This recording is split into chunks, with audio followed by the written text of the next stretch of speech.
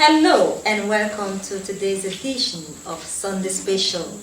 We enjoin you to stay tuned as today's package is indeed special with lots of educative and informative stories, all to your delight. I promise I will be right back.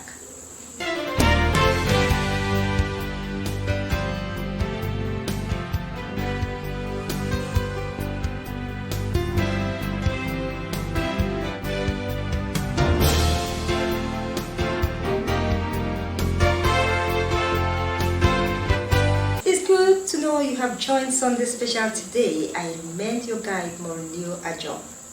29th of August every year is set aside to mark International Day Against Nuclear Tests with a view to constraining testing as a system for stopping any nation from developing nuclear weapon. Abdullahi Mohammed reports that about 2,000 tests have been carried out since nuclear weapon development began in 1945. Nuclear technology can be likened to a coin with two sides. It has multiple applications that are fundamental to man's daily life, such as in medicine, electricity, agriculture, industry, and arts. All these can be classified as peaceful utilization. The application for military purpose, like atomic bomb, is what obviously has negatively affected mankind. At the 64th session of the United Nations General Assembly, 29th August was declared the International Day Against Nuclear Tests through the unanimous adoption of its resolutions. The only world that is safe from the use of nuclear weapons is a world that is completely free of the nuclear weapons themselves.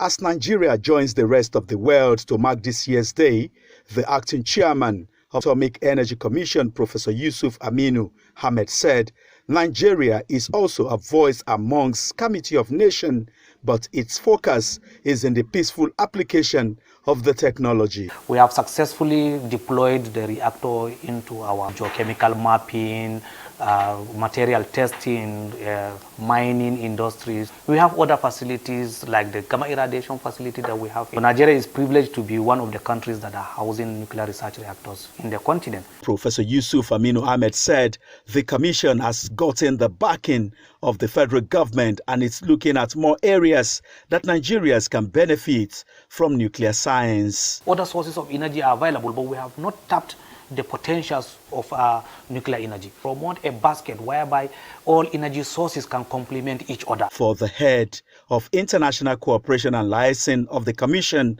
Awal Bisala, the deployment in agriculture, which is one of their targets, will help the nation in the area of food sufficiency. We have experienced post-harvest losses in different parts of the country where we have agricultural activities.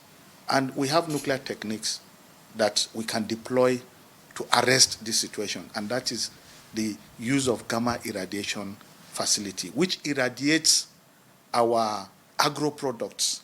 As the world marks this day, key players say they are hopeful that one day all nuclear weapons will be eliminated. Adebola, Brooklyn Sunday, NTA News.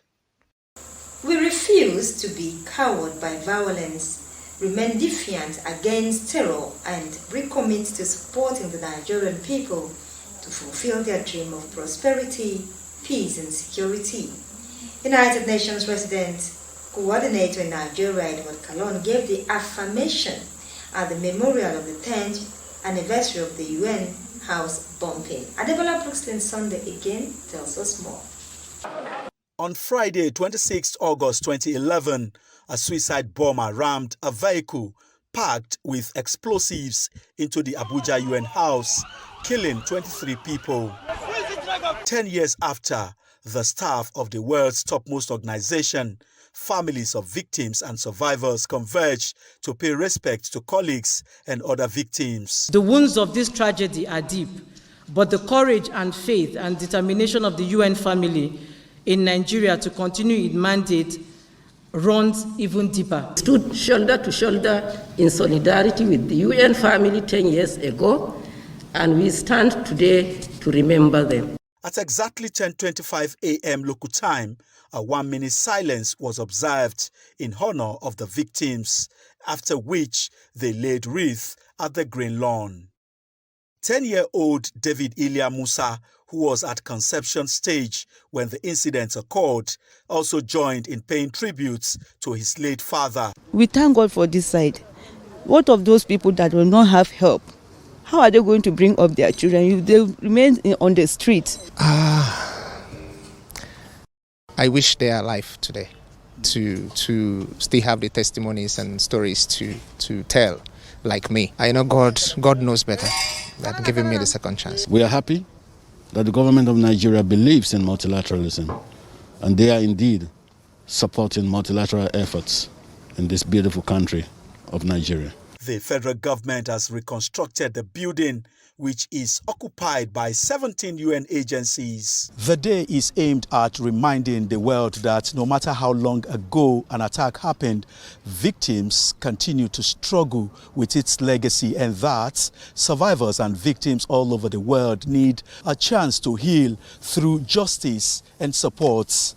From the UN House. The General Officer commanding 8th Division Nigerian Army Secretary and Force Commander Operation Hadarin Daji, Major General Uwembasi, says the military is re-strengthening synergy with other security agencies towards the success of the renewed commitment to curb the resurgent banditry and spate of kidnapping in Zamfara State and the Northwest geopolitical zone as a whole. The GOC made the remarks when he paid a courtesy visit to the Zamfara State Commissioner of Police, Ayuba Elkana, at the command's headquarters, Busu. Jamilu Ibrahim tells us more. Koto, accompanied by the Commander of 1 Brigade Nigerian Army, Gusau, and other principal officers of the division, was at Zamfara State Police Command Headquarters, Gusau, to further cement the existing synergy between the police and the military in the renewed commitment to achieving lasting peace in the state. The visit provided a forum for extensive deliberation between the GOC and the Commissioner of Police on the prevailing security challenges bedeviling Zamfara State and the need to improve the existing interagency synergy and collaboration for the success of the ongoing operation against the armed bandits and kidnappers terrorizing the state. I have every assurance from him that we are going to work together. We are going to get timely intelligence information that will enable us, the military forces, to take timely action. This visit has really moved us closer to the success, and we have assured him of our maximum cooperation to see that the people of Zamfara State sleep with their eyes closed. The meeting also discussed on how best to enforce the security measures recently rolled out by Zamfara State government, and the GOC is billed to pay a similar visit to other sister security agencies in the state. In Gusau, Jamilu Ibrahim, NTA News. And the need to revamp the tourism and hospitality industry in Nigeria through the use of digital technology is paramount, especially in the era of COVID-19 amidst security challenges. Director General of Nigerian Tourism Development Corporation, Folorunsho Koka, who stated this while stressing the need to boost democratic tourism at the South-South stakeholders meeting held in Calabar, is also encouraging the growth of the business. Odaf Etam was there. The tourism and hospitality industry in Nigeria and the global community have in recent times suffered setbacks as a result of the COVID-19 pandemic. In spite of the global impact, the resilience of the operators in the industry prompted an operational shift, hence the hosting of the South-South Stakeholders Forum. So this meeting was a platform to bring us together, to enlighten us on how to, key into what the digital space is providing. The use of technology to boost business, especially in the tourism industry, is very, very apt. With the theme, the use of digital technology to revamp the tourism and hospitality industry amidst COVID-19 and security challenges in Nigeria. The Nigerian Tourism Development Corporation says This transformation to use digital technology as an innovation will open new opportunities for tourism business in the country to compete in global markets. I'm certain there's going to be a post-pandemic boom in Nigerian domestic tourism. It is therefore certain that stakeholders and all the sector professionals will take the advantage of this meeting to come out with workable and practical solutions. It may interest you to know that with the introduction of digital technology, high-value services are being delivered in the industry. There were paper presentations in line with the theme of discussion, and plenary sessions where productivity in enhancing technologies were suggested for the repositioning of the sector. Certificates of operations were given to some hotel owners in Cross River State.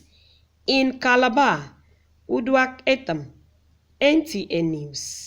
You are watching news reaching you from the studio of NTA Calabar. You can watch this newscast on our YouTube channel at youtube.com/NTA Calabar. We will take a break and Sunday Special continues. Don't be late. As news breaks from the north, south, east, and west of Nigeria, we bring it to you. News from the length and breadth of Cross River State is sent to you via this channel.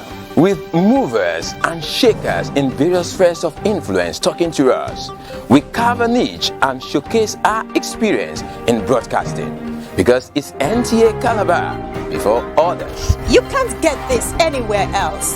It's only here on NTA Calabar News, showing at these times 3 p.m. Monday, Wednesday, Friday, and 7 p.m. every day. NTA Calabar News. Our experience counts.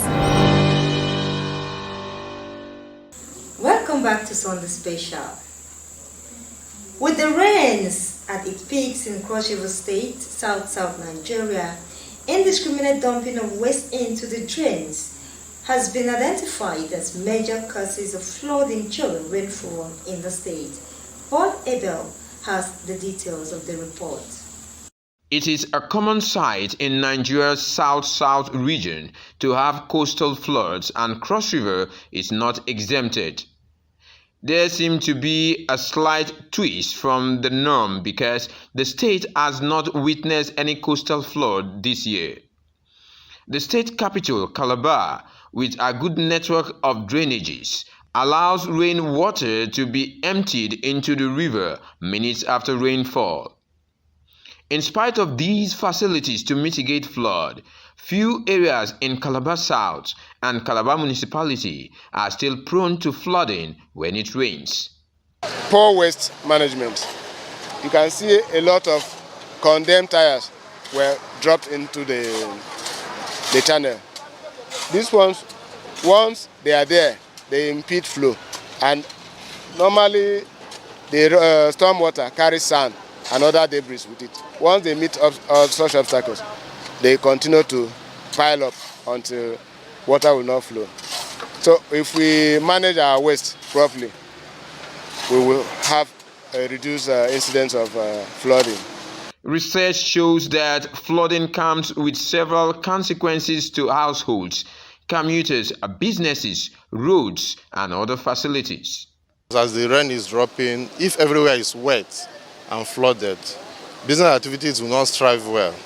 Customers will not come. They don't have where they will step in or step out to visit where they are buying or they are selling. What I see that it used to affect economic activities, that it would just slow movement of vehicles, and queues of vehicles would just be happening around.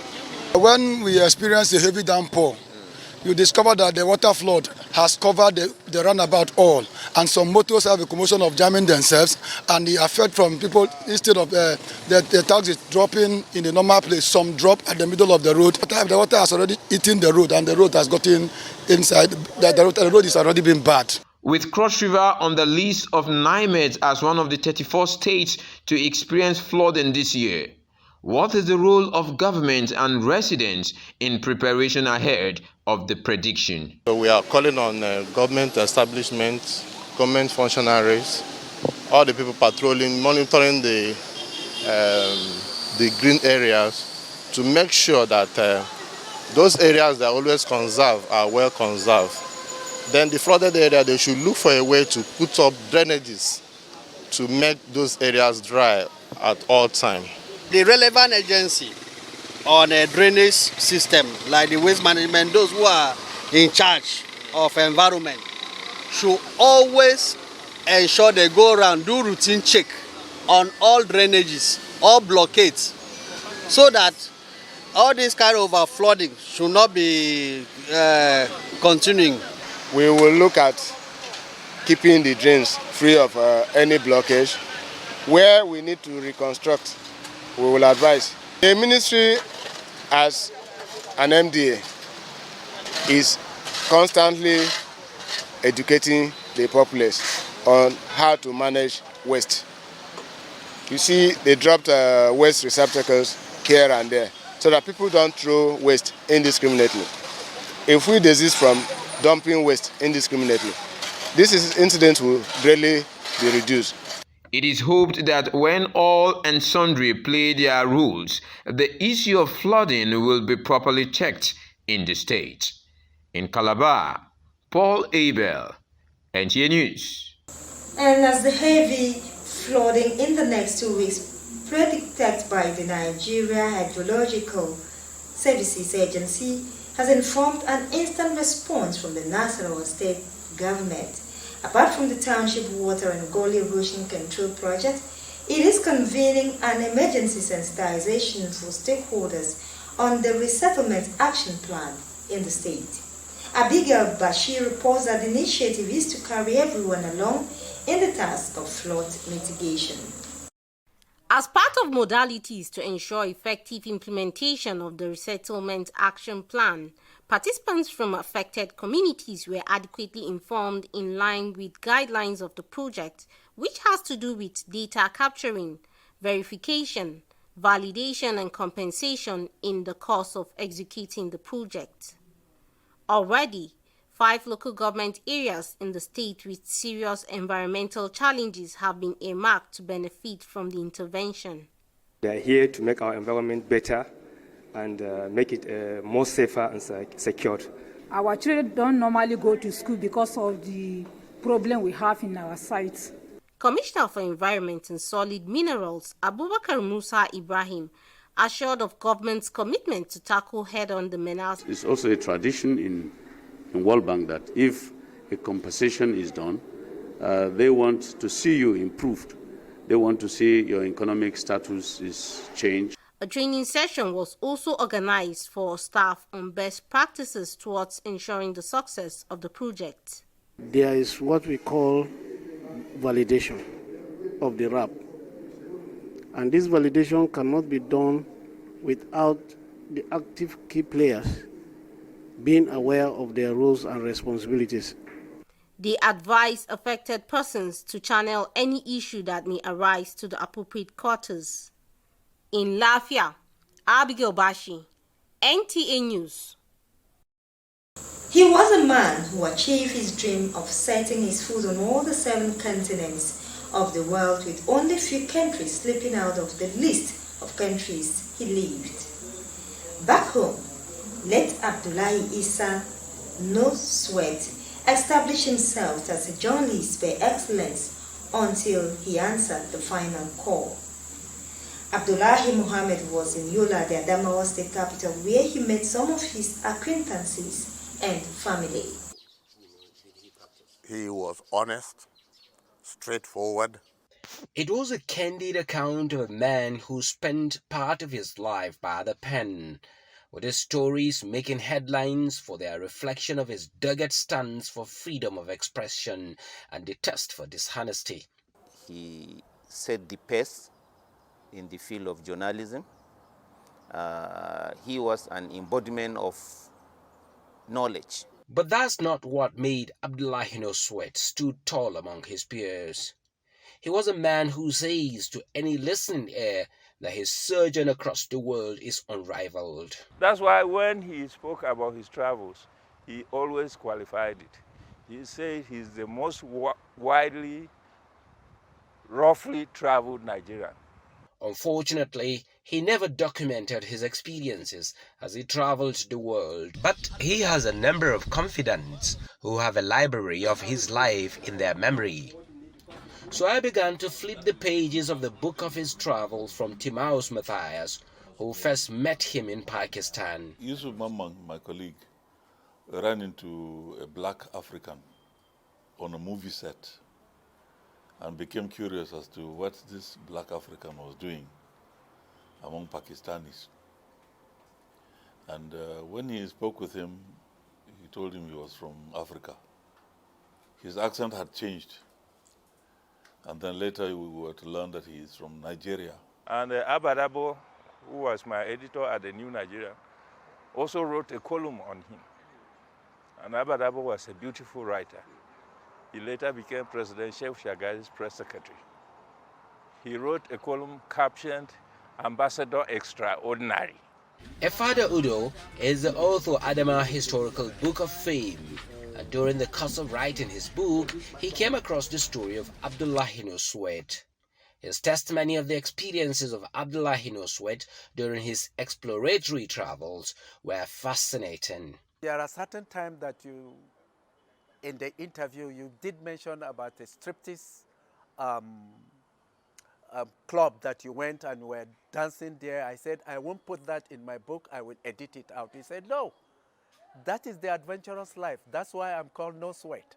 The first interview Abdullahi No Sweat granted in the early 80s when he finally came back home was like a narration of a blockbuster movie script. Of all the countries you've visited, well, can you tell us in a round figure the number of countries you've visited? Well, it's easy if I tell you the countries I've not visited. Yeah, because countries are many in this world, isn't it?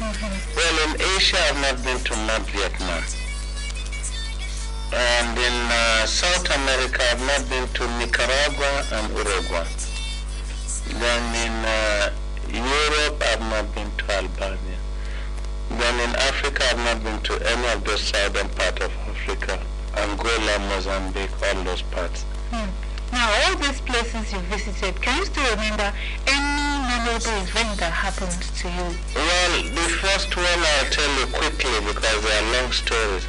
The first one was in Syria where I nearly got executed for suspicion of being a Syrian Israeli spy. But to get close and personal to the life of late Abdullahi No Sweat, I went in search of his family, and his wife was blunt. That's how I managed to stay with him. Sometimes it comes in a week, sometimes 3 days, and some other times, and he goes back. And that's how we managed to spend 36 years together. That had given me everything that a child is needing from his parent. If he fight with you just for some minutes, you are now together again. He said there's so many challenges in journalism, so he don't want me to face any challenge. I said, Baba, I can do it. He said, you are a lady, you can't do it. I was like, Baba, I will do it. He will not let any injustice happen to anyone. Abdullahi Isa No Sweat came, sow and conquer. He passed on a fulfilled man.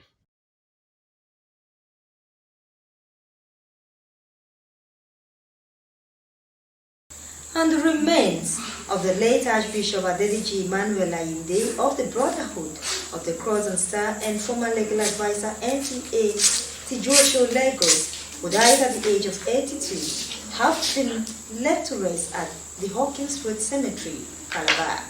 Erika Ivy reports that the funeral was conducted by the Brotherhood of the Cross and Star World Headquarters, Calabar.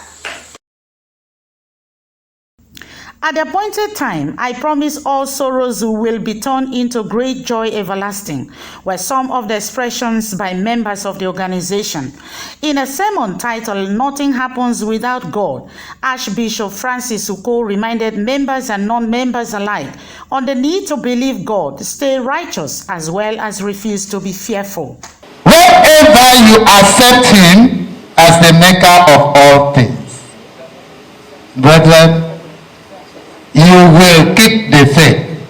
In a biography read by one of the daughters of the deceased, Bolaji Ayinde Sekuni, late Archbishop Adedeji Emmanuel Ayinde, as he was fondly called by his close associates, was born in 1939 in Ibadan North Local Government Area of Oyo State to the family of Mr. and Mrs. Aremu Ayinde. Late Archbishop Deji Ayinde, a former legal advisor and Attorney General's secretary to the board of the Nigerian Television Authority NTA Lagos, obtained his educational qualification both in Nigeria and in the University of Bridgeport, Connecticut, United States of America, between 1974 to 1985, where he obtained degrees in law.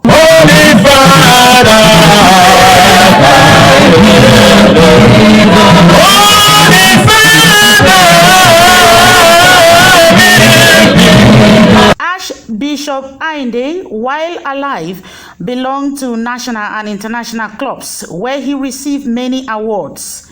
He was described by his wife, Ebere, and one of his daughters as an astute brotherhood member, a loving and caring father. He was such an amazing person and my role model, and I would entirely miss him, miss his humor, miss his stories, miss his knowledge. Most importantly, he was extremely highly knowledgeable, and he shared that with the world. You know, I wish I was like him and I had all the degrees and the exposure he had. Some members of the organization, in different condolences and testimonies, maintained that late Archbishop Adedeji Ayinde will be missed for his fatherly role and spiritual counsel in the organization. It's not just a colleague in the legal profession, he's a very senior Brotherhood of the Cross and Star member. Having been a registered Brotherhood of the Cross and Star International Lawyers Fellowship Chairman, we are here to pay him the last honor. And since then, I've just been like his first son to him, because most of his children are outside the country. So there's no day we will not talk before we have the rest of the day. Even if I travel, I must make sure I reach him daily. The general manager of NTA Calabar, Mr. Sam Olalude, who led his management to pay their last honor to a former NTA staff, described the deceased as a father and one with a heart of gold. I knew him as an uncle, I knew him as a father, I knew him as a technocrat, and I knew him as a loyal and dedicated staff of NTA. It was a celebration of life as the body of the late Archbishop Adedeji Ayinde was interred. He is survived by his wife, 6 children, sons-in-law, 3 grandchildren, and a host of relatives to mourn his demise. In Calabar, Erika Ivi, NTA News. And lastly, Sir Victor Waifu may have passed on to the great beyond, but he didn't leave the world without some sweet and exciting memories of his days on earth. Calvin Samuel is standing by to treat us with some melodious memories of the late music icon. Calvin, over to you.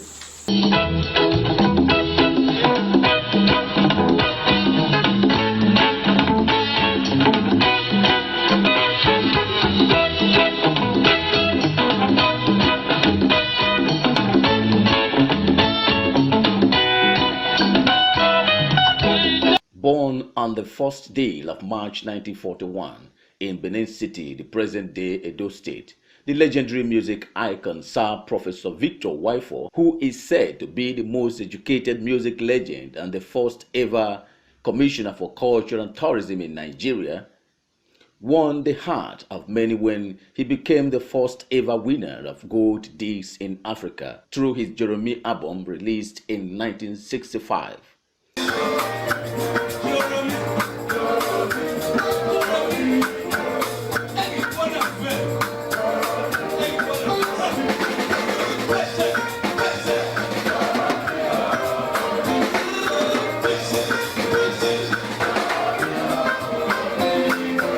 However, his Jita Boy album, where he told the story of his encounter with a mermaid, seemed to have broken the jinx. 40 years ago, at the Babish, This Mami water, if you've never seen one and you see one, glittery, silverish in color, almost blinding. And if you see it, don't run away, because if you don't be afraid. God created everything in this world, both good, bad, evil, and beautiful things and ugly things. Won him 7 more gold discs and accolades from millions of fans across the globe.